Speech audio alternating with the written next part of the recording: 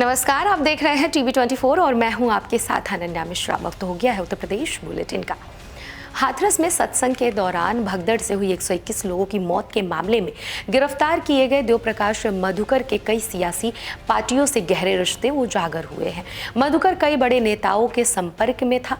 मधुकर से पूछताछ के बाद एजेंसियों को जो पता चला है उसके मुताबिक वह सत्संग आयोजन के लिए फंड इकट्ठा करने का काम करता था।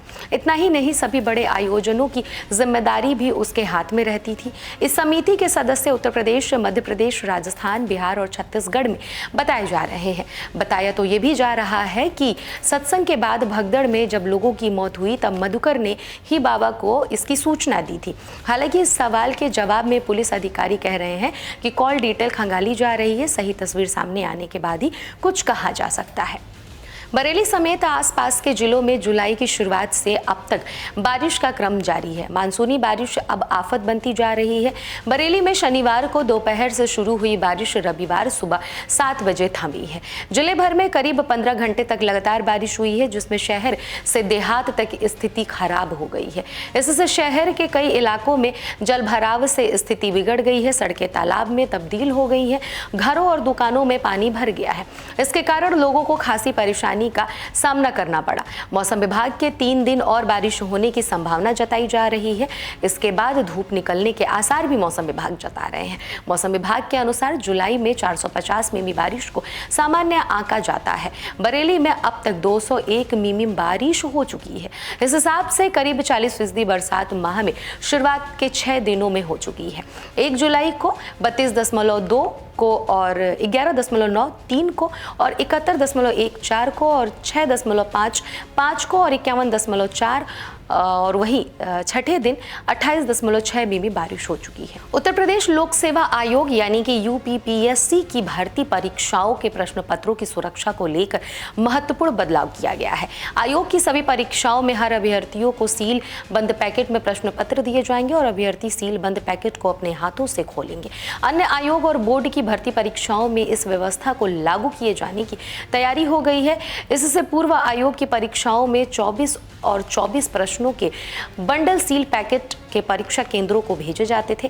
ऐसे में बंडल की सील को नुकसान पहुंचाए बिना उसमें से एक पेपर आसानी से निकाला जा सकता था। पेपर लीक मामले में यह आशंका जताई जा रही है कि बंडल की सील को नुकसान पहुंचाए बिना उसमें से एक प्रश्न पत्र निकाला गया और बाद में वापस बंडल में रख दिया गया। लेकिन अब ऐसा नहीं होगा, क्योंकि पेपर अब लोहे के बक्सों में रखे जाएंगे और हर प्रश्न पत्र को अलग अलग सील किया जाएगा। प्रश्न पत्रों की सील पैकेट पारदर्शी होंगे, जिसमें ऊपर से केवल पहला और अंतिम पृष्ठ ही दिखेगा, जिनमें सवाल नहीं होते हैं। अगर प्रश्न पत्र के सील पैकेट एक बार खोल दिए गए हैं तो उन्हें दोबारा सील नहीं किया जा सकेगा। सील पैकेट की विशेष पहचान भी होगी, जिससे यह पता चल सकेगा कि उससे कोई छेड़छाड़ हुई है या फिर नहीं।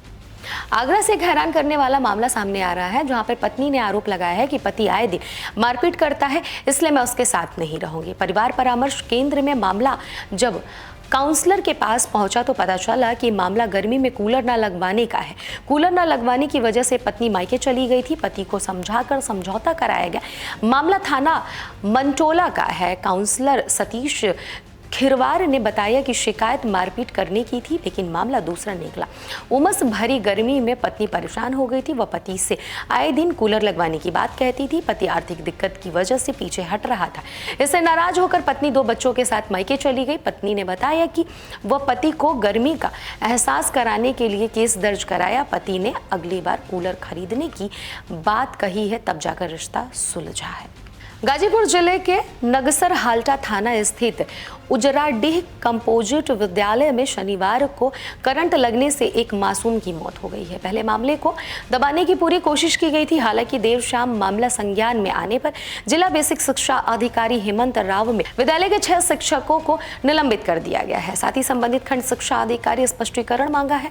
बताया जा रहा है कि गाँव के एक ही 4.5 वर्ष की रागिनी दोपहर 1 बजे विद्यालय आई थी। वह हैंडपंप से पानी पीने के लिए पहुंची थी कि करंट प्रभावित तार कार की चपेट में आकर अचेत होकर गिर पड़ी। इस घटना के बाद शिक्षक बात कही जाए तो शिक्षा विभाग में हड़कंप मच गया है और साथ ही साथ आनन फानन से उस अस्पताल में भी ले जाया गया उस बच्ची को, जहां डॉक्टर ने मृत घोषित कर दिया।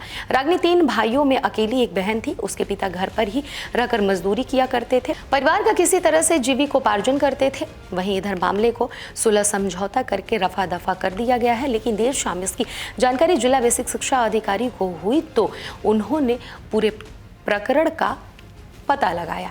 इसके बाद लापरवाही के आरोप में प्रधानाध्यापक शेषनाथ सिंह, सहायक अध्यापक विनोद सिंह, शैलेंद्र राम, सुधीर कुमार सिंह, शिक्षा मित्र शिवशंकर राय और शीला कुशवाहा को तत्काल प्रभाव से निलंबित कर दिया गया है। साथ ही खंड शिक्षा अधिकारी स्पष्टीकरण मांगा है। वहीं इस संबंध में स्थानाध्यक्ष संतोष कुमार राय ने बताया कि घटना की जानकारी मिलने पर पुलिस गई थी। दोनों पक्षों ने आपस में सुलह समझौता कर लिया है। किसी तरह से कोई तहरीर नहीं दी गई है। उधर BSA का कहना है कि यह शिक्षकों की लापरवाही है। मुझे देर शाम प्रकरण की जानकारी हुई है। मैंने विद्यालयों के 2 शिक्षकों और 4 अध्यापकों को निलंबित कर दिया है। साथ ही BEO से स्पष्टीकरण भी मांगा है। ओम प्रकाश राजभर ने कहा कि हाथरस की घटना में जांच में जो दोषी पाए जाएंगे उसके खिलाफ कड़ी कार्रवाई की जाएगी। वहीं उन्होंने अखिलेश यादव के साथ बाबा के वायरल तस्वीर को लेकर भी जमकर निशाना साधा। राजभर ने कहा कि हाथरस की घटना दुखद है, जो भी दोषी होगा उसके खिलाफ कड़ी कार्रवाई होगी। सरकार पीड़ितों के साथ है। ये बातें शनिवार को सुबह सपा के राष्ट्रीय अध्यक्ष यानी ओम प्रकाश राजभर पंचायती राज्य मंत्री ने कहा। साथ ही साथ आपको बताते चले कि कामूपुर में मीडिया से हुआ बातचीत के दौरान इस घटना के बारे में बाबा पर मुकदमा दर्ज न होने के सवाल पर भी उन्होंने कहा कि सरकार जांच करा रही है। सपा मुखिया अखिलेश यादव के साथ वायरल हो रही हाथरस कांड के बाबा की तस्वीर से जुड़े सवाल पर उन्होंने कहा कि गूगल पर जाकर आप लोग देख लीजिए, अपनी ID से अखिलेश यादव ने खुद ही पोस्ट किया था और बाबा को भगवान की संज्ञा दी थी। यूपी बुलेटिन में बस इतना ही। देखते रहिए TV24।